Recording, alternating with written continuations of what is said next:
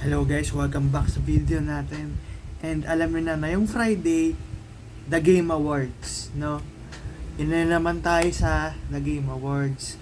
Ang dami mag-aabang kung ano yung mga Game of the Year na yung taon na to. Pero ang opinion ko lang dito regarding sa Game Awards is medyo suckish na to para sa akin. Like, parang wala nang sense sa akin yung Game Awards.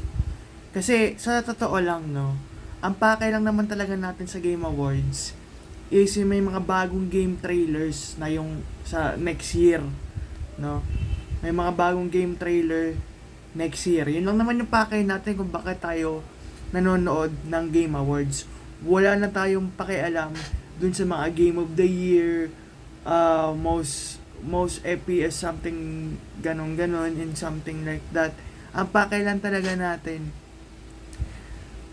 sa Game Awards is yung mga bagong game trailers sa 2025. Yun naman talaga yung pakay natin no. So ayun na nga, Game Awards by Friday. Ngayong Friday, no. Sana abangan natin yung most anticipated game na GTA 6. Hinihintay na natin to for like 10 years now, no. Sana sa Game Awards makita na yung date trailer ng GTA 6.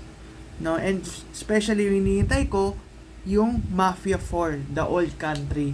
Na yun, nalaro ko na rin yung mga previous Mafia 1, Mafia 2, and Mafia 3. So na yun, itong Mafia The Old Country, ito yung looking forward ko sa The Game Awards. No? GTA 6, Mafia 4, The Old Country. Yun yung looking forward ko sa The Game Awards. So basically, the rest of the program ng kung sino magiging Game of the Year, ako hindi ko alam kasi medyo hindi na ako